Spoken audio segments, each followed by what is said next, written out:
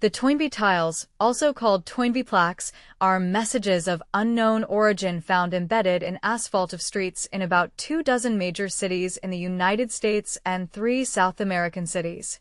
Since the 1980s, several hundred tiles have been discovered. They are generally about the size of an American license plate, roughly 30 by 15 centimeters or 12 by 6 in, but sometimes considerably larger. They contain some variation of the following inscription: Toynbee Idean Movie 2001 Resurrect Deadened Planet Jupiter. Some of the more elaborate tiles also feature cryptic political statements or exhort readers to create and install similar tiles. The material used for making the tiles was initially unknown, but evidence has emerged that they may be primarily made of layers of linoleum and asphalt crack-filling compound. Articles about the tiles began appearing in the mid-1990s, though references may have started to appear in the mid-1980s. The first confirmed sighting of the Toynbee tiles was in Philadelphia in 1983, and their first known reference in the media came in 1994 in the Baltimore Sun. A 1983 letter to the Philadelphia Inquirer referenced a Philadelphia-based campaign with themes similar to those mentioned in the tiles, e.g. Resurrecting the Dead on Jupiter, Stanley Kubrick, and Arnold J. Toynbee, but did not refer to tiles. In the United States, tiles have officially been sighted as far west as Kansas City, Missouri, as far north as Boston, Massachusetts, and as far south as Richmond, Virginia. Since 2002, very few new tiles considered to be the work of the original artist have appeared outside of the immediate Philadelphia, Pennsylvania area, although one notable sighting appeared in suburban Connecticut in 2006. And one appeared in Edison, New Jersey in 2007. Presumed copycat tiles have been spotted in Noblesville, Indiana, Buffalo, New York, Syracuse, New York, San Francisco, California, Portland, Oregon, and Roswell, New Mexico, as well as a 1997 sighting in Detroit, Michigan, and a 2013 sighting in Tulsa, Oklahoma. Many older tiles considered to be the work of the original tiler have been eroded by traffic, but as of 2011 older tiles remain in Pittsburgh, Pennsylvania, St. Louis, Missouri, Cincinnati, Ohio, Cleveland, Ohio, and South America, among other locations. On June 19, 2013, tiles resembling the Toynbee tiles appeared on a street in Topeka, Kansas. They were removed by the evening of the next day. Less than a month later, on July 17, 2013, a tile resembling the Toynbee tiles appeared on a street in Salt Lake City, Utah. Newer tiles have been embedded on several major highways in Pennsylvania, including Interstate 476 in Delaware County, and on Interstate 95. About 6 more were found on U.S. 1 northbound starting in Drexel Hill in Delaware County, Pennsylvania in 2007 and 2008. The plates are much larger than the originals and have red italic writing on them. In 2016, some tiles started reappearing in Philadelphia. In a documentary film about the tiles, Justin Dewar assumes that Toynbee refers to the 20th century British historian Arnold J. Toynbee, and that Kubrick's 2001 is a reference to the 1968 film 2001, A Space Odyssey, a film co-written and directed by filmmaker Stanley Kubrick, about a crewed mission to Jupiter, the former speculation site Toynbee. Net theorized that Toynbee referred to Ray Bradbury's short story, The Toynbee Convector. The majority of tiles contain text similar to that above, although a second set is often found nearby.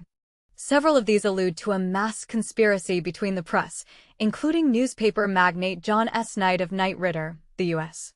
government, the USSR, including tiles seemingly made years after the Soviet Union's dissolution, and Hellion Jews. A tile that used to be located in Santiago de Chile mentions a street address, 2624 S. 7th Philadelphia, Pennsylvania. In 2006, the occupants of the house stated that they knew nothing about the tiles and were annoyed by people who asked, although the house was the former residence of a named recluse and alleged tilemaker. As shown in the 2011 documentary film Resurrect Dead, The Mystery of the Toynbee Tiles. Toynbee tile enthusiasts believe that a native Philadelphian created the Toynbee tiles because of the large number that appear in the city, their apparent age, the variety of carving styles, the presence of the tile creator's screed, and the Philadelphia address on the Santiago tile. According to letters written by the tiler, allegedly uncovered by Toynbee tile researchers in Philadelphia in 2006, unreliable source. Toynbee's idea stems from a passage in Arnold Toynbee's book Experiences. Human nature presents human minds with a puzzle which they have not yet solved and may never succeed in solving, for all that we can tell. The dichotomy of a human being into soul and body is not a datum of experience.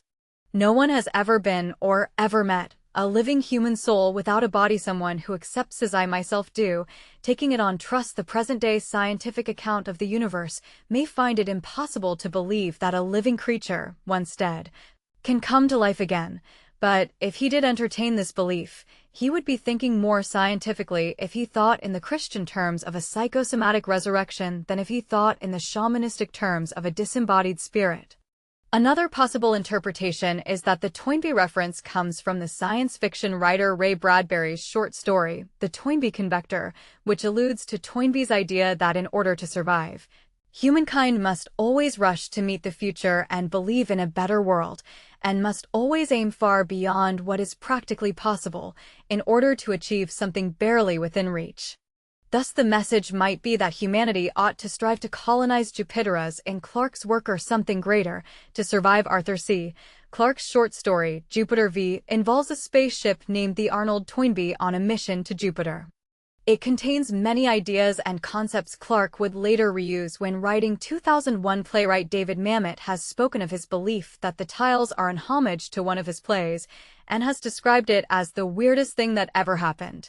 In his 1983 work, 4 a.m., published in the collection Goldberg Street, Short Plays and Monologues in 1985, a radio host based on Larry King impatiently listens to a caller who contends that the movie 2001, based on the writings of Arnold Toynbee, speaks of the plan to reconstitute life on Jupiter. The radio show host quickly points out the factual errors in the caller's assertion and the logical fallacies of his plan. Researchers for the 2011 documentary Resurrect Dead, The Mystery of the Toynbee Tiles, claim to have uncovered several pieces of evidence that predate Mamet's play, including a 1980 call by the tiler to Larry King's radio show. They cite a 1983 article in the Philadelphia Inquirer, which mentions a local man contacting talk shows and newspapers to spread the message about bringing the dead to life on Jupiter, as depicted in the film 2001. In 1983, a man identifying himself as a social worker named James Morasco contacted talk shows and newspapers with his theory of colonizing Jupiter with the dead inhabitants of Earth, claiming to have come across the idea while reading a book by historian Arnold Toynbee. In a conversation with the Philadelphia Inquirer, Morasco discussed how Toynbee's book contained a theory on bringing dead molecules back to life, and that this was later depicted in the movie 2001, A Space Odyssey. The caller had founded what the Inquirer called a Jupiter colonization organization, known as the Minority Association. In 1996, the Kansas City Star editor Doug Wargul discovered a Toynbee tile at the corner of 13th and Grand in downtown Kansas City. Investigating the story 7 years later, he found that the tile was still there, and he determined that the street had last been resurfaced in 1996. Comparing the tile to those in other cities, a local police detective felt that clearly it was created by the same hand, and concluded that despite referring to a movement, the creator was acting alone. In 2003, Wargul called the only James Morasco in the Philadelphia telephone book and was told by the man's wife that her husband had died in March that year, aged 88. When asked about the tiles, Morasco's widow said that her husband didn't know anything about it. Wargul doubted that this was the tile maker. Action News Philadelphia spoke to the widow of a man named James Joseph Morasco and identified him as a Philadelphia carpenter who had died in 2003. Aged 87, his wife did not recognize the tiles and said her husband had had no interest in Jupiter. If Morasco had died at either age in 2003, he would have been in his 70s when most of the tiles were laid. In the 2011 documentary Resurrect Dead, The Mystery of the Toynbee Tiles, Artist and Toynbee tile enthusiast Justin Dewar said that he considered the tiles to be the work of a single person and attributed them to the reclusive Philadelphia resident Severino Sevi Verna. Dewar believed Verna used the name James Morasco as an alias. The streets surrounding Verna's residence were littered with small, proto-tiles that Dewar believed were tests, and ham radio enthusiasts reported Verna might have broadcast a message via shortwave radio about his theories.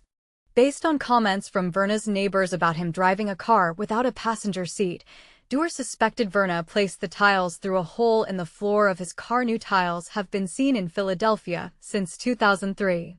Between 2002 and 2007, many such tiles displayed a different font and styling than the older tiles and tended to leave out words that were found on the originals. Raise is often substituted for resurrect, and prepositions are frequently omitted. Beginning in 2007, tiles were discovered in Philadelphia that are quite similar to the original tiles, leading some to believe that everything has been the work of the same person throughout the life of the tile phenomenon. The font and message are the same as the old ones, and the subtext is a return to some of the older ideas as well. These tiles were glued with a thicker layer of asphalt glue or sealant than older ones.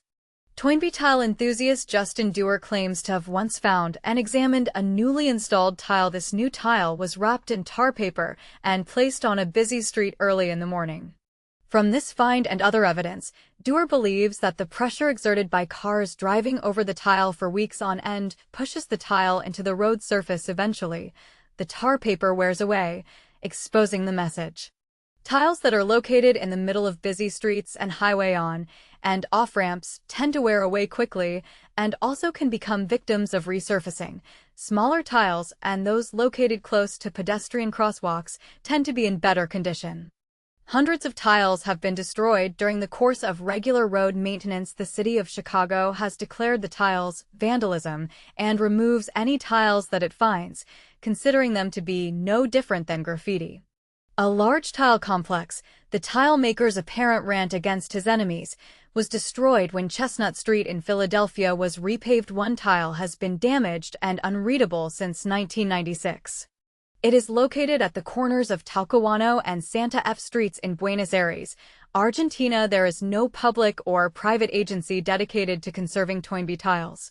Many tiles now exist only as photographs taken before their destruction. The tiles have enjoyed attention from American and European media outlets, including from the New York Times, the Chicago Sun-Times, Spiegel Online, and NPR. In 2011, Philadelphia-based filmmakers Justin Dewar, John Foy, Colin Smith, and Steve Waynick released Resurrect Dead: The Mystery of the Toynbee Tiles, an independent documentary film about the tiles. The film was selected for the 2011 Sundance Film Festival in the U.S. documentary category, and Foy won the category's directing award.